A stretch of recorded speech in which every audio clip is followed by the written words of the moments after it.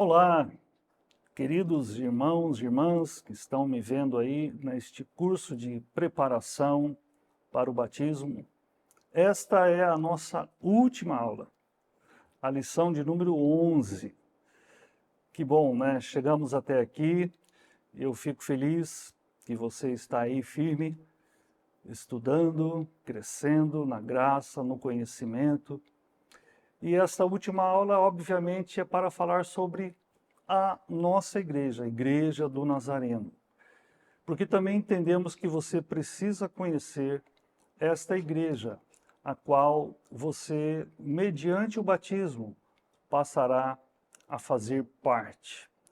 Eu gosto sempre de deixar claro que, quando você se batiza, você também é arrolado no rol de membros da igreja. Porque há duas formas de você fazer parte do rol de membros da nossa igreja. A principal delas, certamente, é o batismo. Quando você se batiza, você é aceito na família de Deus e você também passa a fazer parte aqui do corpo de Cristo, a igreja onde você está agora sendo batizado, onde você está decidindo caminhar com Cristo e fazer parte da comunhão dos irmãos, a Igreja do Nazareno.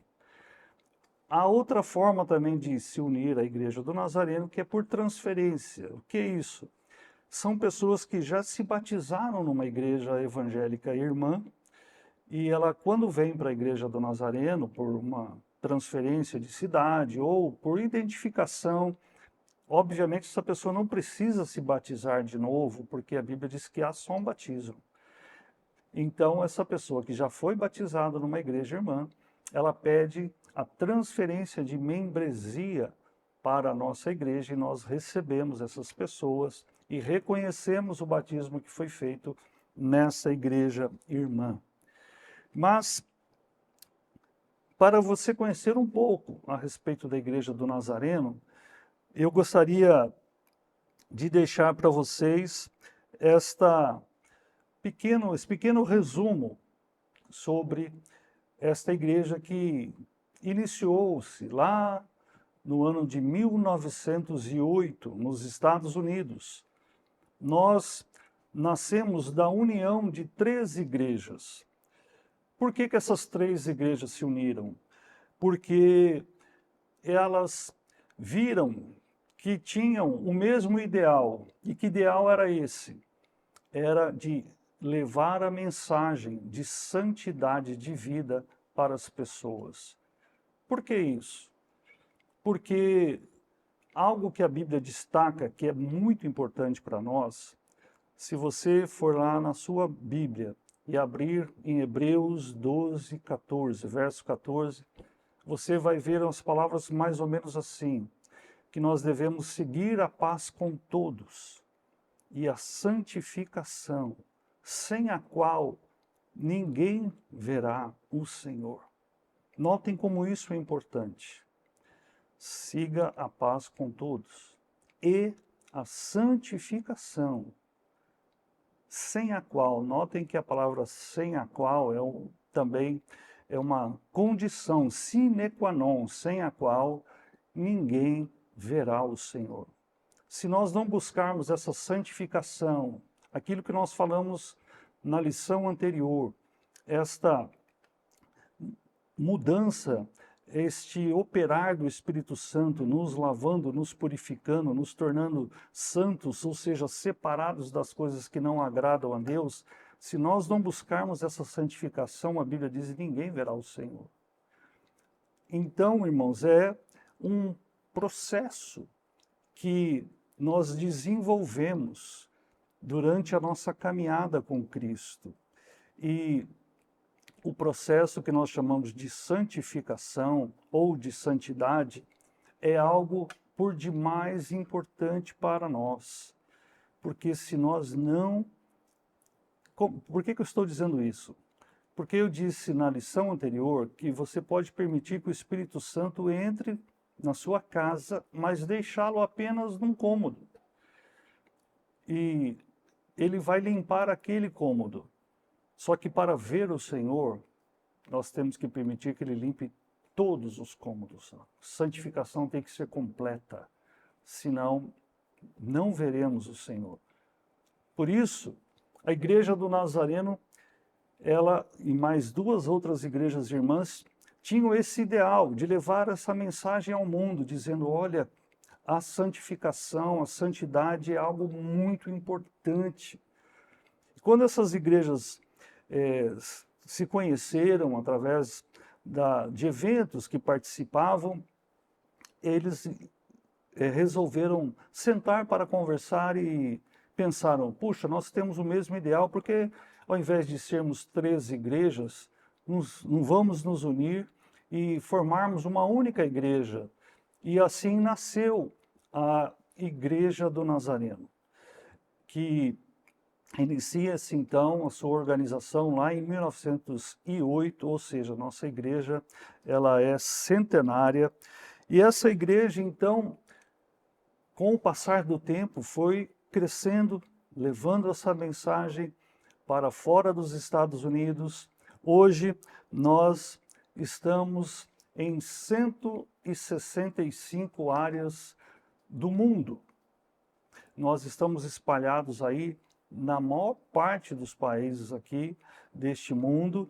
Estamos atuando nos principais países deste mundo, levando essa mensagem de santidade, que nós devemos procurar uma nova vida a partir da operação do Espírito Santo, da nossa santificação. A nossa apostila vai chamar a atenção que a Igreja do Nazareno é uma igreja cristã, protestante, ou seja, é uma igreja também que tem as suas raízes baseadas na Reforma Protestante, que foi iniciada lá por Martim Lutero e outros, mas principalmente por Martim Lutero, no dia 31 de outubro de 1517, onde a igreja cristã que vinha caminhando sob o título de igreja cristã, mas naquela época a influência de Roma era muito grande já sobre a igreja e já se tinha papas, mas devido a um certo momento da história, os papas, ou o papa em questão que estava em 1517 à frente da igreja, resolve criar um documento chamado indulgência, para que todo aquele que tivesse de posse daquele documento tivesse a sua vida salva, aquela vida iria para o céu, ela não precisaria fazer mais nada, porque ela tinha um documento assinado pelo Papa, garantindo que ela ia para o céu. Na verdade, irmãos, nós sabemos que isso foi uma vergonha para a igreja chamada hoje Igreja Católica Romana, porque foi um artifício para levantar fundos para a construção daquela basílica que está lá no Vaticano. E a partir desta decisão infame da igreja, os reformadores, né, aqueles que não concordaram com isso, eles então começam a se reunir à parte, eles rompem com a igreja, chamada Igreja Católica, e nasce a igreja chamada Igreja Protestante na época, porque havia da parte deles um protesto também contra todo este absurdo que estava sendo feito na igreja. E essa nova igreja, chamada Igreja Protestante, ela criou alguns pilares para que fossem fundamentada essa nova igreja, que seriam as Escrituras, seria a fé, somente a fé que salva, somente Jesus Cristo salva, que a base desta igreja seria as Escrituras Sagradas, apenas as Escrituras Sagradas, que toda a glória seria dada somente a Deus. Tudo isso foram fundamentos da igreja protestante.